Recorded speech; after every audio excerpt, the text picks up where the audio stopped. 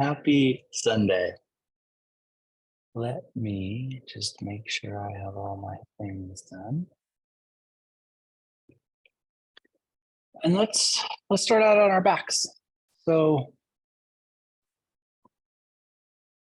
finding your way into something that feels supportive and comfortable, and so that you can be at ease. Just a quick reminder, we're going to use a ball or sphere like object and a blanket today. Blanket or towel, obviously.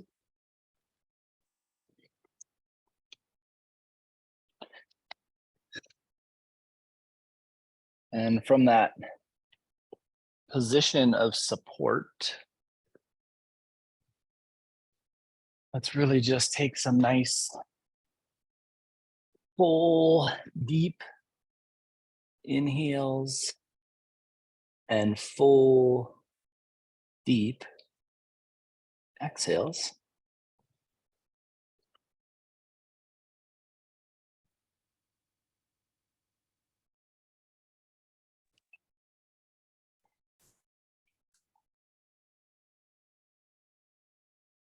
And so just feeling, heck yeah, just feeling the mat underneath you and your ability to emphasize the exhale so that each cycle of breath allows you to be more deeply held by the support underneath you. Like the cycles of breath are just giving way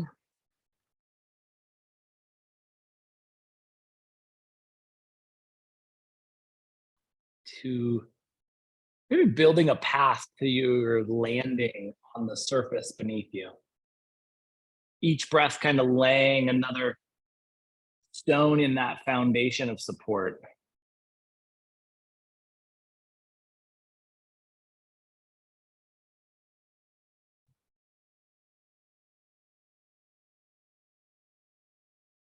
And then as that cycling of breath is allowing you to really feel deeply into this experience,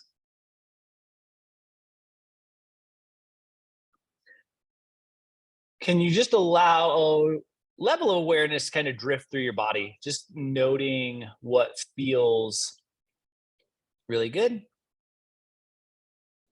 and what feels like it can use some focus and attention this morning.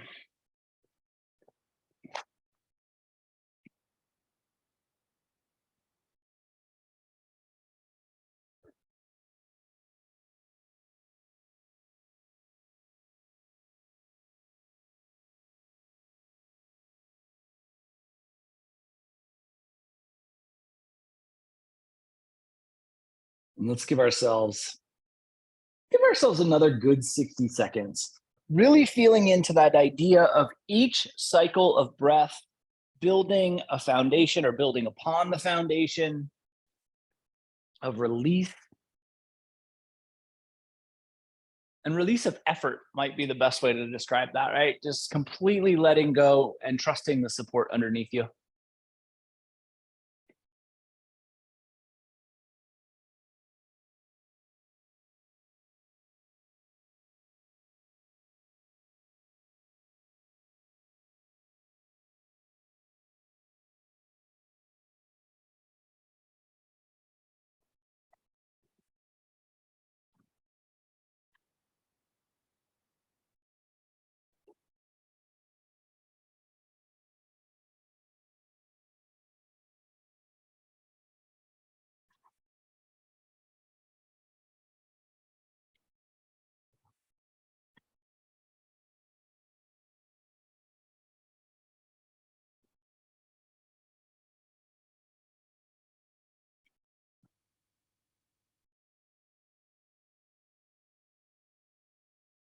And as you are ready, when you are ready, let's bring our knees into a bent position if they're not. So the kneecaps can point towards the ceiling. And then let's grab our ball or sphere. So a rolled up sock works decently. Tennis ball works great. Lacrosse ball works great. Racquetball works great. Does anybody play racquetball anymore? Maybe pickleball has probably replaced racquetball. We're going to take that ball and we're going to place it underneath the arch of our left foot. And then once you have that, I want you to think about getting the heel close enough that you can be balanced. So we kind of need the tibia and fibia to run relatively vertical, so that ball can be there. And imagine that you're trying to put equal weight into both sides of the feet, like you were going to lift up into bridge. We're not actually going to do that. I mean, you can do that, but we're not going to guide into that. We're just trying to create some pressure down into the middle of that arch on the left foot here. And then take the arms and reach straight up overhead, interlace the fingers, and if it feels appropriate for you, we'll turn the palms away. If not, if the shoulders just don't allow that, go the palms down. So we're just pushing down in the arch of the left foot and into both feet relatively equally, like we're lightening the pressure at the sacrum, and then extending the arms towards the ceiling. And then relax it all. So arms come out to cactus. You can take that ball out and place that to the side, or you can hold that in one of the hands if it feels best for you, or if you don't want it to roll away. And then just start to move the toes on both feet and see if you can notice a difference in the movement or the capacity for movement on those metatarsals, those bony structures that make up the foot and toes. And then let's go to that second side. We'll take our ball and we'll place that underneath the arch of the right foot. Again, just trying to find a place where the ball's not forcing or allowing the foot to roll away when you create pressure. So getting the heel close enough to the body that we can get some level of stability. And then once you create that stability from the ball placement, then we're just giving the sensation, arms come out to cactus, or that it can remain at cactus, and giving the sensation of pressing down into both feet equally. And then once you feel like you've created that pressure, arms straight up towards the ceiling, fingers interlace, and palms can turn away if that is accessible for you.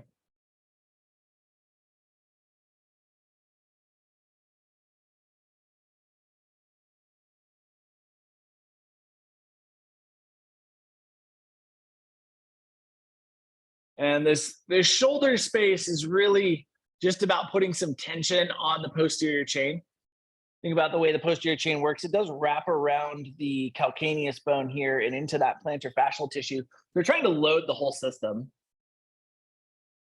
And then when you feel like you've had enough, we'll relax. Arms out towards cactus. You can roll that ball to the side for now, or again, you can place it in the hand, but we won't need it for a little bit. And just letting your body land once again. And then we'll start to move the toes. And once again, just feeling how we can articulate. I mean, we're using the other foot, but feeling how we can articulate the toe structure, the plantar fascial tissue, the metatarsals. And then when you're right, extend your legs down the mat and extend your arms overhead, palms up. So towards the wall behind you, not towards the ceiling. And then push your heels away as far as possible and reach your fingers as far as possible. And see if you can get some of this anterior chain expansion. So we're really looking for front of the body to space out. Heels pushing away. Toes can push away if that gives you better sensation of expansion. And then we'll relax to cactus once again. And let the feet fall out wide here. So toes just kind of open up so that the hips are externally rotated.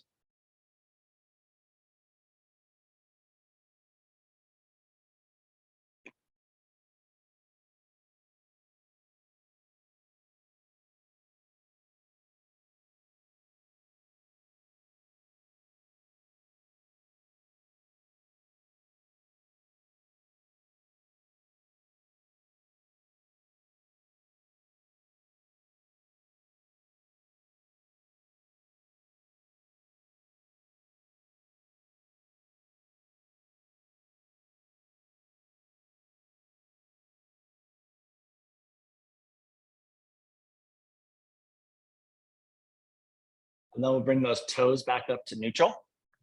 Bend the knees once again, so kneecaps can point up towards the ceiling. Just let your knees fall to one side or the other, whatever side feels most appropriate. And from here, we'll use that opposite arm, press ourselves up and into seat. Nice positioning of staff where we get the spine nice and vertical for a moment. And then bend your knees until you feel the ability to bring your torso forward. So a lot of times we get that posterior chain so taut here that we can't really come forward. Bend the knees until you feel like you can appropriately move forward. And then keeping neutrality in the back, just start to bring yourself towards fold. The neutrality of the back is what we're focusing on. So don't worry about how deep into the fold you get. Just concern yourself with how much can we tilt the torso forward without losing neutrality. And remember that bending the knees can allow even more forward tilt, right? So it's kind of a play, a dance between the appropriate amount of knee bend and the appropriate amount of forward folding to get the maximum expansion. Expansion here is really looking across that thoracic shelf, so unionization between the thoracic and lumbar spine. Truly mid-back.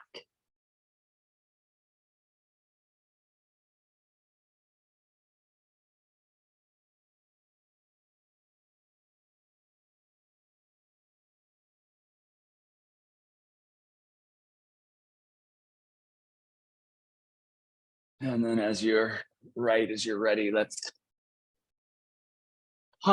bring ourselves back up into staff. From staff, we'll go bottoms of the feet together. Knees out wide for a little butterfly. And from that butterfly space, just think about, so we're gonna do this a little bit different. Think about retracting the anterior hip capsule or the hip crease. So pulling the hips back and then keep that same level of intention around neutrality of the spine. Like we're trying to suck the inner hip crease back towards the glutes. And while we're doing that, we're just getting maybe even barely a touch of forward tilt with the torso. Really depends on how open the hips are. But nice neutral spine and a retraction, which involves a lot of this transverse oblique. That is musculature we don't often activate to pull that anterior hip crease back.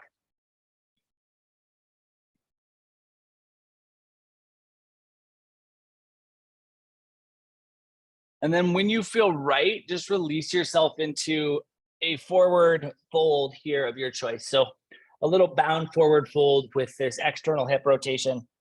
You can go into flexion. You don't have to, but you can definitely go into flexion here if that feels appropriate.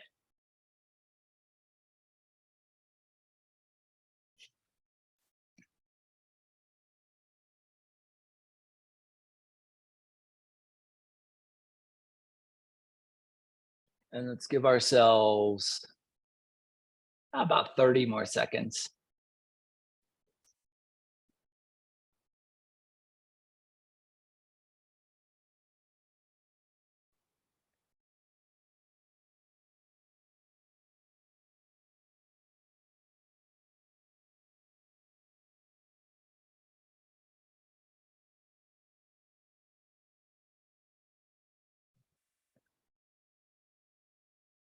And then as you're right, when you're right, spine comes back up to vertical.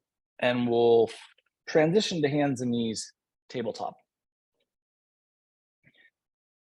And from tabletop, fingers play out wide. Bring the knees and the heels as close together as you can get them. So we have a little modified tabletop setup, and we're going to sway the hips. Hip sway here. Actually, really, one of the most likely ways that you can access the psoas is this simple little adjustment. So as you're swaying here, this musculature that runs underneath the oblique and it ties up into the rib cage, right at the base of the rib cage, can feel pretty active. It doesn't have to, right? You may have enough mobility in the psoas, probably depends on how stressed life is in the current moment, because psoas is definitely a piece of musculature that responds significantly to stress. But this is a really simple way to access that deep tissue and create a little space. And then eventually we'll bring the tailbone back to neutral, take the knees out to their traditional width. And let's just go through a real quick little standing sequence. So toes curl, seat lifts, find your way to down dog, create that sensation of elevation into the hips, and then just put that awareness on the anterior hip crease retraction. So think about pulling back using that transverse oblique musculature to really pull those hips back.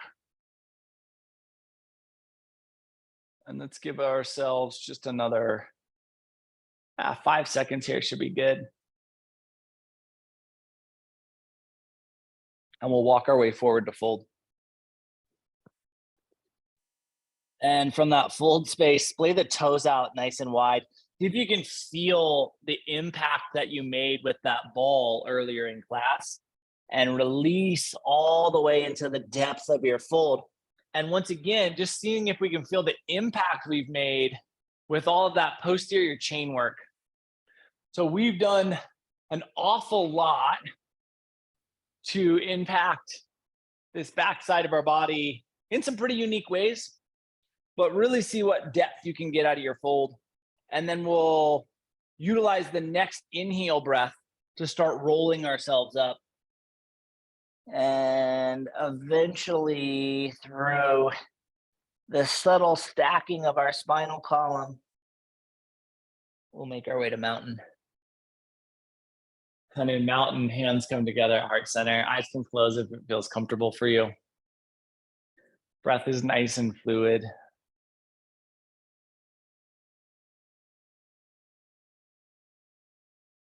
Think about broadening across the collarbones. And then take your thumbs and press them into your sternum. And we actually want to press relatively hard. We're going to try to capture some fascial tissue right on the sternum. This gets tacked down pretty good already, so we're going to have a pretty easy time tacking it down. And then from there, we're just going to lift our chin. And with this little tacking down in the middle of the sternum, you can really feel how that chin lift just pulls across this sternum plate musculature. And then maybe even push the bottom jaw just a little bit further towards the ceiling and really get that elongation of that anterior tissue. And then chin comes back to neutral. Sweep the arms up and overhead. And let's exhale through forward fold. And we land and we settle into forward fold, and we breathe into forward fold. Plant your hands, walk back into down dog, get that expansiveness of your down dog space. Energizing down across the finger mounds, feeling that lift, come down to hands and knees, tabletop. Flip the tops of the feet and we'll sink back into child's pose. First time we've been in child's pose, but it's certainly not the first time we've thought about this anterior hip crease. So really try to get that anterior hip crease retraction, tailbone pressing back.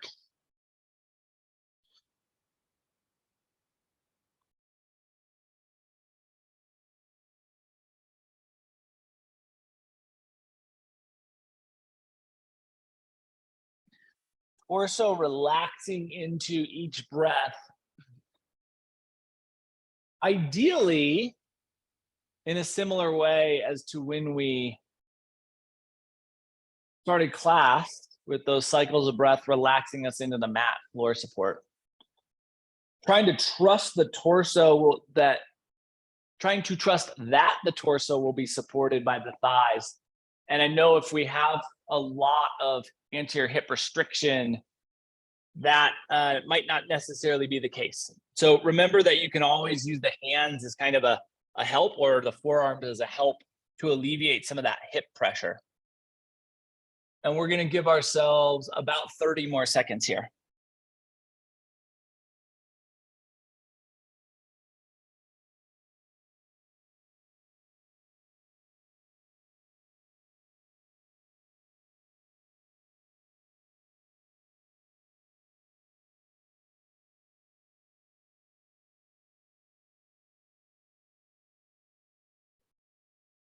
And when you are right, when you are ready, we'll pull ourselves forward to tabletop.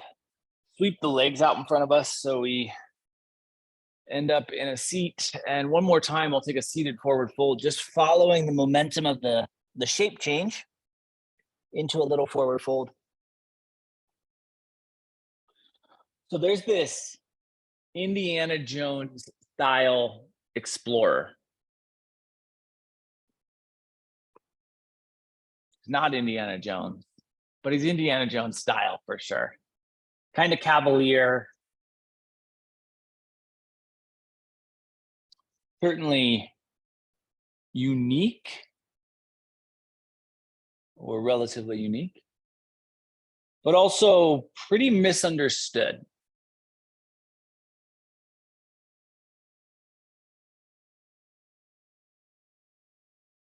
And when you're right, when you're ready, we'll walk ourselves up to feet. So let's grab our ball and let's grab our blanket or towel. And we're going to take our blanket or towel from shelf fold to hot dog fold. So we end up with something like this, and that'll just be easily grabbable. And our ball is coming in our hand as we make our way onto our back. And so I just want to take a moment. No, let's do this. Yeah, let your body settle here. Let your body settle.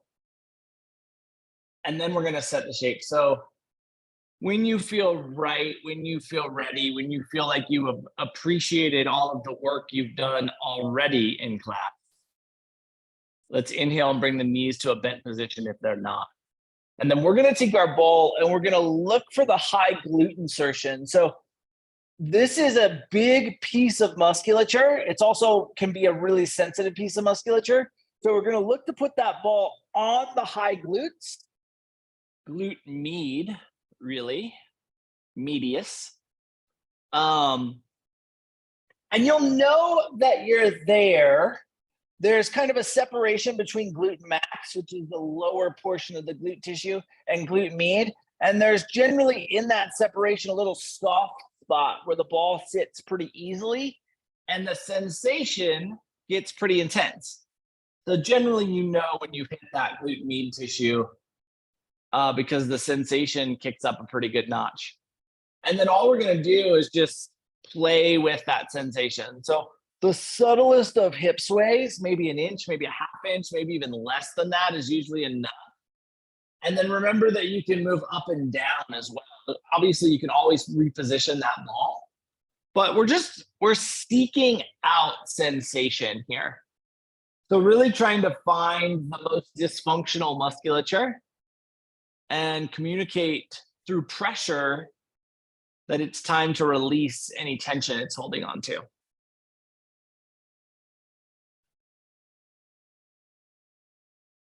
When you do find a spot that feels like it might be the right spot to hang out there.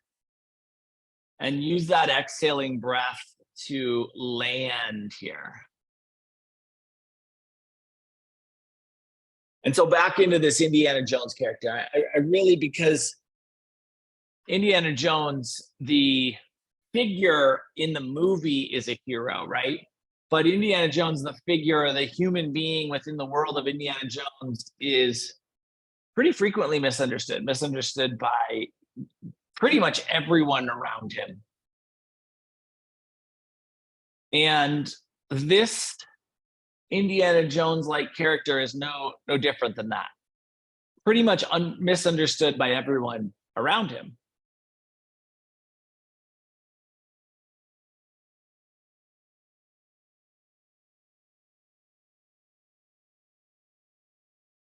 And last about 40 seconds on this first side. Remember, you can move, you can adjust, you can stick in places. you can release and relax even more into the pressure of the ball, and that allows for even more sensation, but also more communication with that musculature.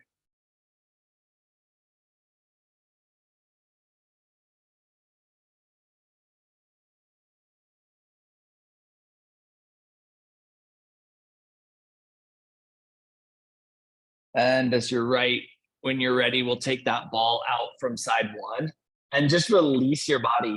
And note when you land here, how the ilium feels. So, how this bony structure that makes up the pelvic bowl is responding. Do you feel like you're tilting towards that left side? And if so, can you use a little core strength just to bring yourself back to neutral? And then we're going to take our ball over to the second side and try to balance things out. So looking for that glute med space once again, high glute tissue. Trying to think of where the glute starts to, well, where it really unionizes with the hip and then into the lumbar musculature.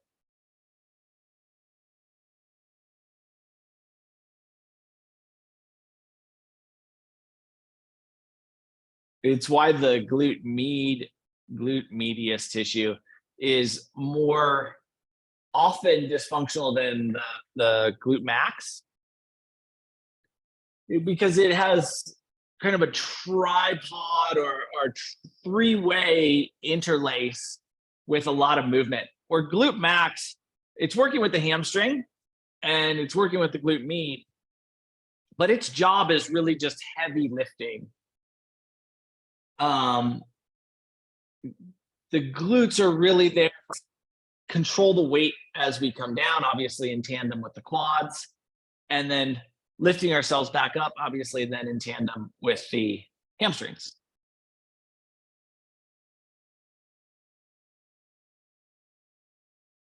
But glute med is helping to mobilize the hips, helping to stabilize the unionization between the upper and lower half of the body, and helping to stabilize the glute max while it's doing all that heavy lifting. Again, we're just seeking out area of sensation, and then from that area of sensation, maybe hanging out, easing in, and settling.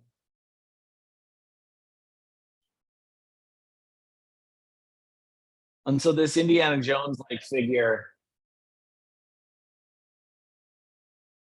adventuring archaeologist, we'll call him. So this adventuring archaeologist has had kind of a dysfunctional relationship with the university he works for, and tough times in romantic relationships, and tough times with work partners over the course of his life. And he's just kind of gotten to this tip with the university as he's headed off. And he's looking to find this ancient mythical city called Reflection.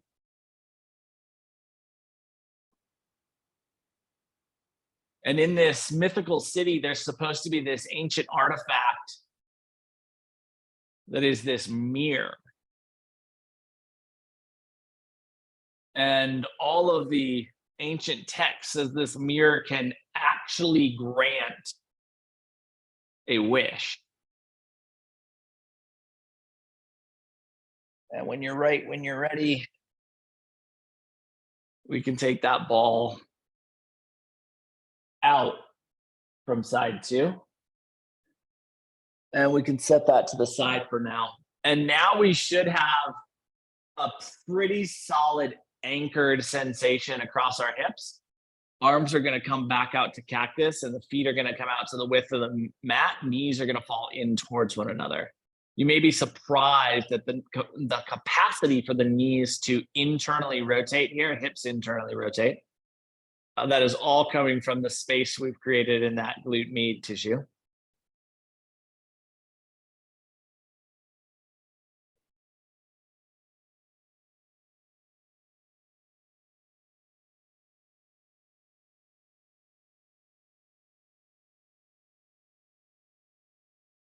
And so the entire flight towards this theoretical location of this mythical city reflection,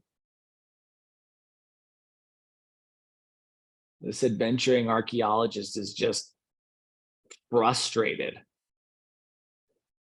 And he's reading over the text, the ancient text, the original text about this city and about this mirror in particular, and about its ability to grant wishes. And there's some confusion on whether it can grant wishes or whether it has the capacity to grant one specific wish over and over again to anyone who requests of it.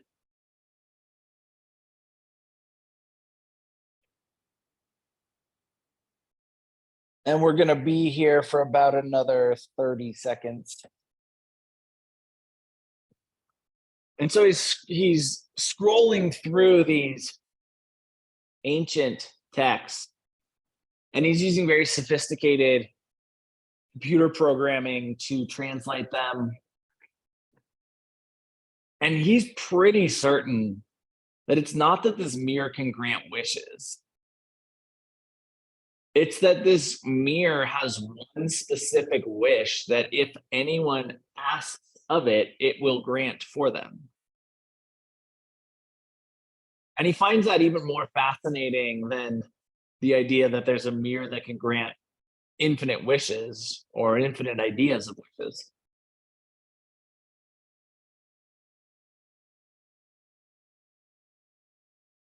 When you are right, when you are ready, knees come back up to neutral.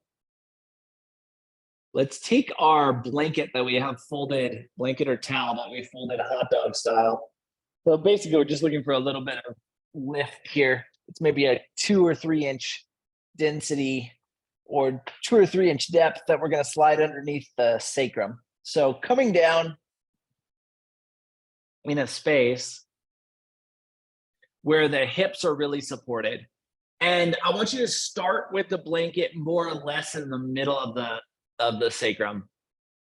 And our goal is going to be to push the blanket towards the heels as far as is possible without losing the structural stability of the blanket itself, right? If we had a block, this would be a different thing because block's gonna have a relative similar density at the middle and at the edge. But with the blanket, there's a pretty significant density deterioration as we get towards the edge. So we're gonna push that blanket away from us. But if we get to the point where we can feel the blanket caving, then we've gone too far. So we're just trying to get the blanket as low as possible so that we have as much of a shelf as possible right across the top of the ilium. And again, if it feels at all like you're sloping in that blanket, you've just gone too far, just pull that back and get the structural reset. And then we're just going to go to an easy position. That could be knees straight up. It could also be bottoms of the feet together. It could also be legs extended. But I want your body to feel at ease. So whatever feels the most supportive for you here, go towards that. And then we just settle. And we just breathe.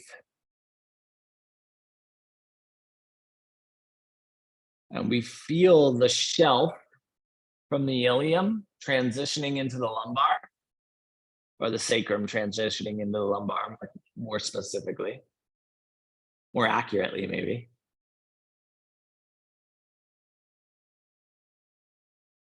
And we just breathe into that transition.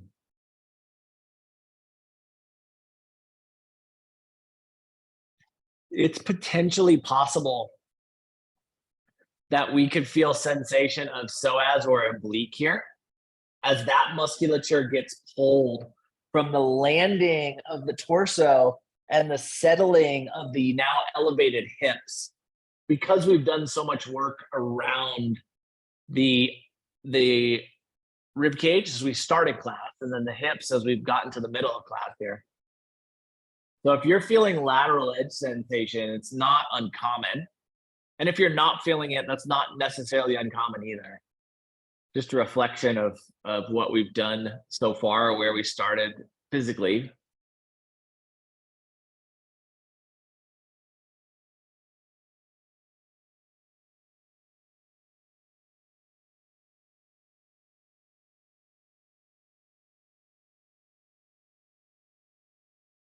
But really settle back into those breaths that allow you to land.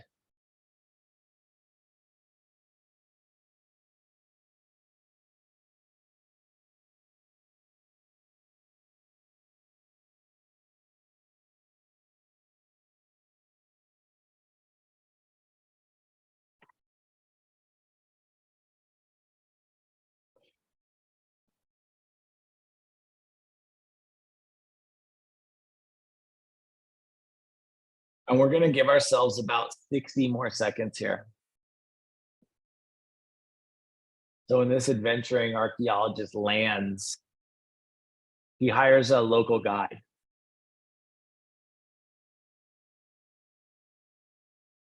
And the local guide is going to help provide translation, especially if he comes across any writing in his explorations, because he's not going to have this ability to have his computers linked up to the internet as he's exploring through these jungles. And so he connects with this guide and they start talking about this mythical city of reflection. And that to this archaeologist surprised, this guy says, "Oh no, this isn't a myth. I know where reflection is." And when you're ready, we'll bring our knees back to neutral. And let's push into the toe mounds and heels enough that we can slide the blanket prop out from underneath us. And release your tailbone down to what is now an all new level of engagement with the mat. And let's extend the legs down the mat. Toes up, push your heels away from you. Maybe even reach the arms overhead if that feels good.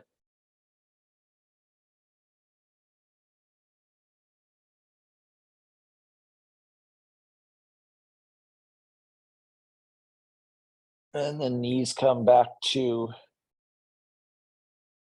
neutral. Kneecaps point towards the ceiling. And start to rock your knees a little side to side.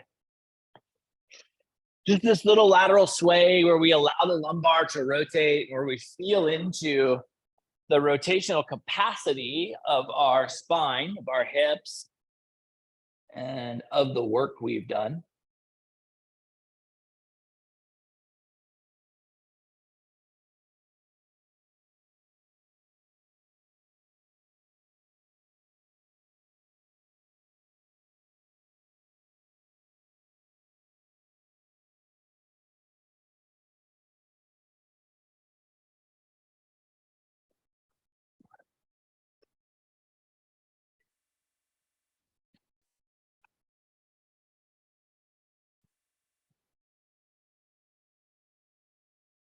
And then the next time the knees fall over towards the left, let's allow them to stay there.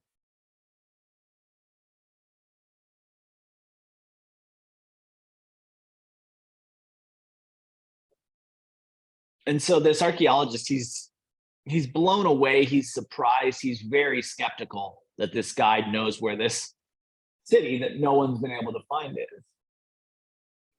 And they get in a little side-by-side motorcycle and they cruise out to the as far as the road will go, and they hike into the jungle, kind of macheting their way through what they need to. And eventually the jungle opens up into this steep canyon.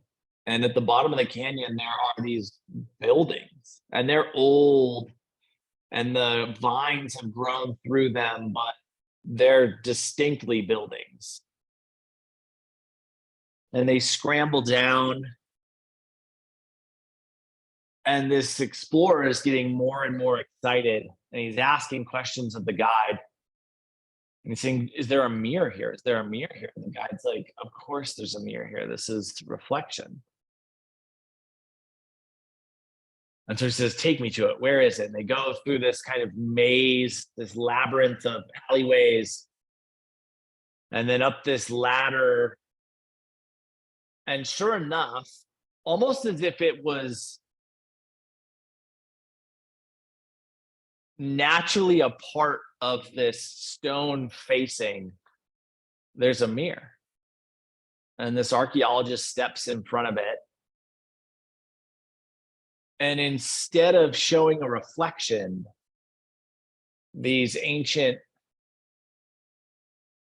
characters appear.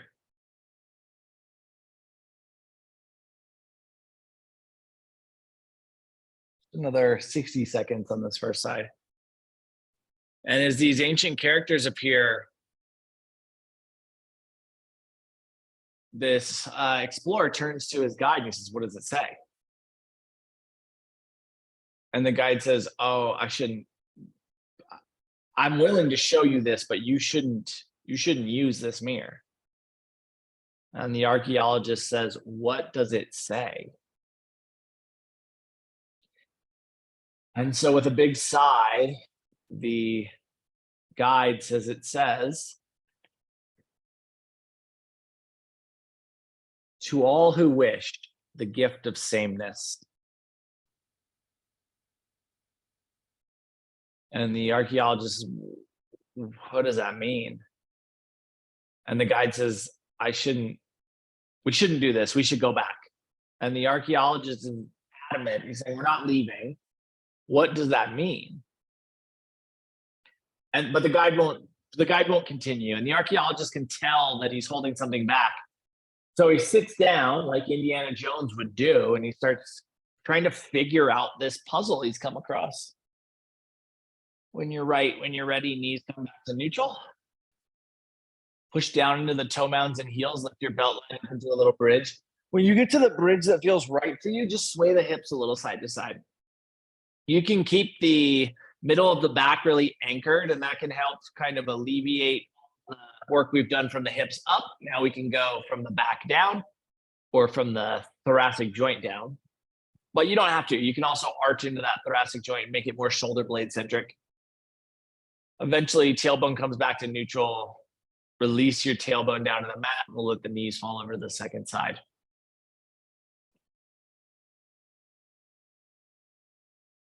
And so this archaeologist is thinking about all of the work he's done, identifying that this mirror really only can grant this one singular wish. And now the wish seems to be the gift of sameness.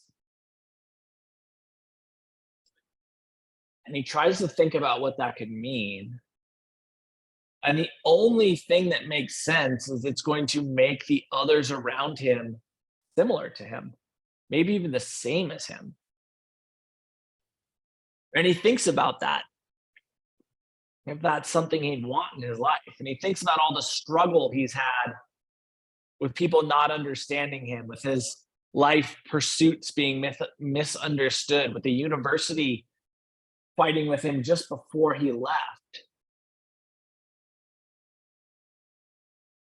And sure enough, he decides, that doesn't sound bad to me. He goes back, he stands in front of the mirror. Instead of showing a reflection, those characters appear again.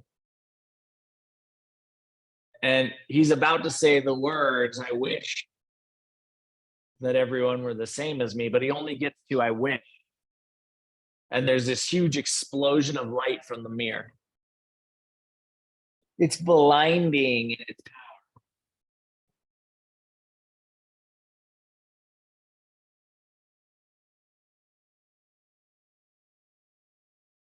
And he turns to look at the guide, and he expects the guide is going to be super angry.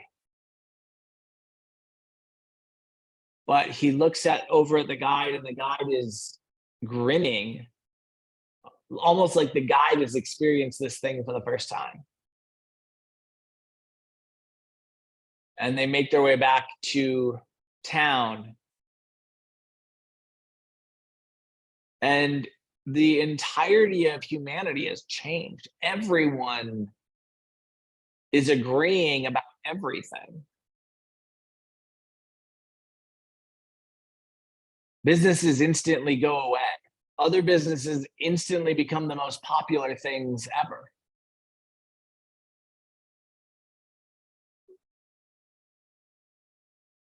Last 20 seconds here on side 2. And all of the things that this archaeologist likes are now the most popular things in the world, which turns out to be more frustrating than he would have expected.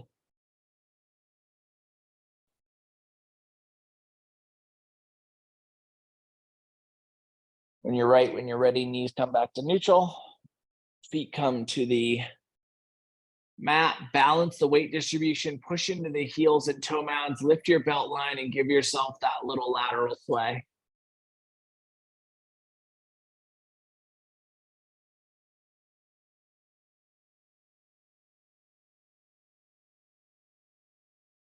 And then eventually tailbone comes back down to the mat. And we'll pull those thighs in towards the torso. Hands can come on the shins or hamstrings here, whatever feels best for you. And give yourself a nice little squeeze.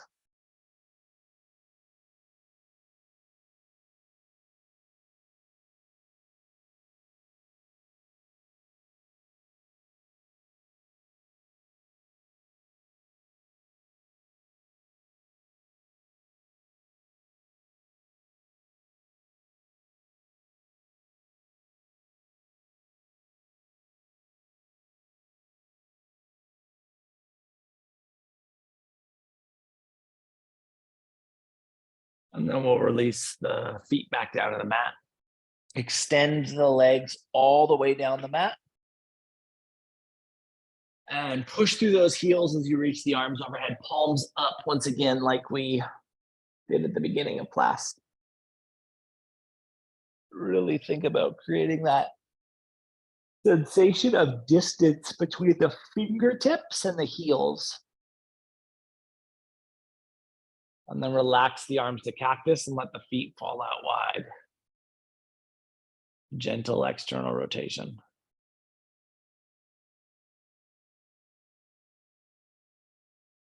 And then when you feel right, when you feel ready, bring the knees back to a bent position.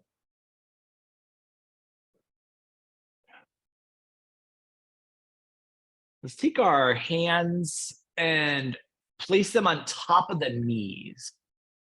So this is gonna be the last thing we do. Hands on top of the knees, and then we want our back to be flat. So the key is we want our back on the mat, which might mean that you need to use that hip space to get the knees pretty close to your torso, and that's perfectly fine. So what we're gonna do is we're gonna pull back through the shoulder blades and then push your knees away from you. And we're just trying to get any little bit of this upper subscapula and upper posterior chain musculature to elongate. So shoulder blades are back, knees are pulling away. That upper back musculature is activating. And then we'll relax. And now it's your opportunity to tune in and ask yourself if there's anything that you want, need, desire, would benefit from before Shavasana. And if there is, let's absolutely open that. Let's absolutely open ourselves to that. And if there isn't, feel free to settle yourself right into a shape where you can appreciate some stillness, where your body can receive some stillness.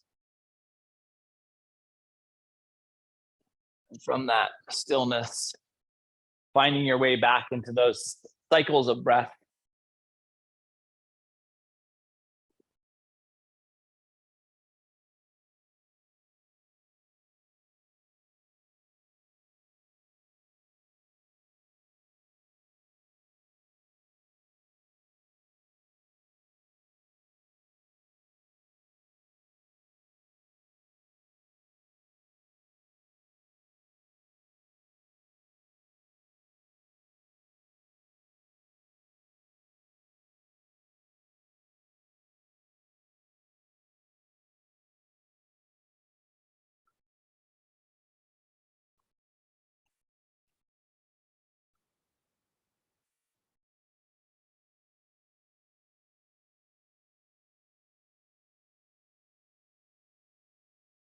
At first, the idea, the concept, the practice of everyone being exactly like this archaeologist was rather amazing. The cohesiveness within humanity of everyone thinking the same way just was remarkable. But then this archaeologist went to get his whip fixed. He had caught it on a vine and the tip had split. And he went to get his whip fixed, and it turns out everyone was now an archaeologist. And so the whip couldn't be fixed. And then he realized he couldn't get home. No one knew how to fly the planes.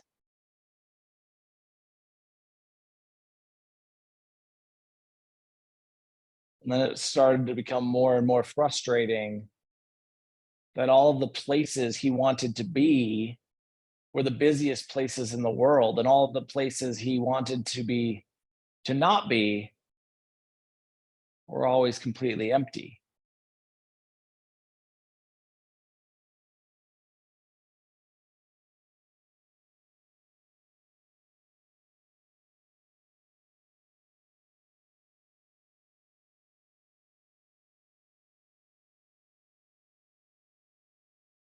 Just drifting your way into stillness when you're ready.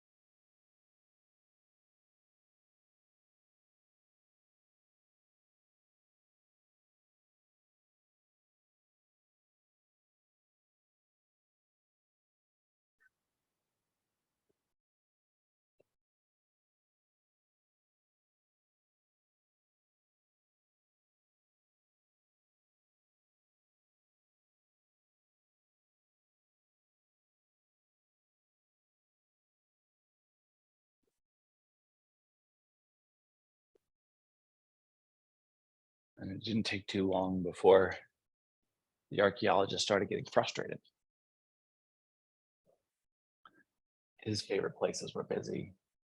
Nothing that he needed to get done could get done. He couldn't find a way home. And as he was getting frustrated, it turns out that so was everyone else. They're having the same experience where this cohesiveness had given way to the frustration of what it was like to have everyone doing the same things, wanting the same things, going after the same resources, not caring about other resources. And so he dives into his computer programming and he starts working through more and more of the text, looking to find some way to reverse this wish he's made. One night he's up way past midnight and he finds this line. And it seems to say that if you smash the mirror, the wish will be reverted. And so he makes his way down to through the jungle the next day into this canyon, makes his way down through this winding maze, gets there and he takes this rock and he smashes it up against this mythical mirror. And this huge explosion of light blasts out. And he looks at the mirror and the mirror didn't break. And so he thinks, I must need a stronger tool. A rock must not be enough. He goes back into town and everything's the way it used to be. And he notices right away people are bumping into him. They're not walking the same path that he would walk.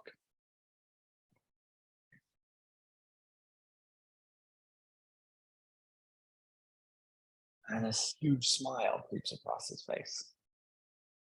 Start to move your fingers and your toes.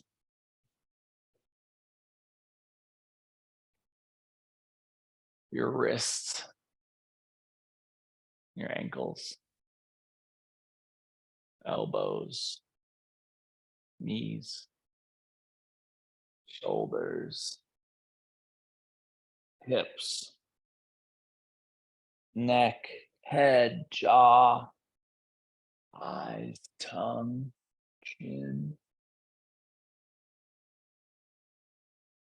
Eventually, we'll allow that movement to help us transition from the shapes we are in back into a seat.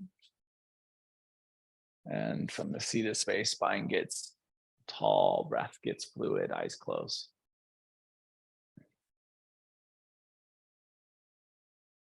And we'll utilize our next inhale to bring our hands together, heart center.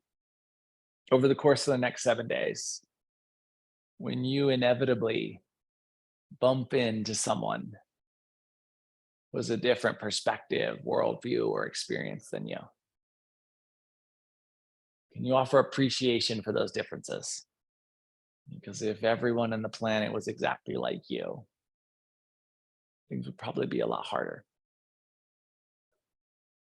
Thank you so much for being a part of this morning's practice and for being you. Namaste.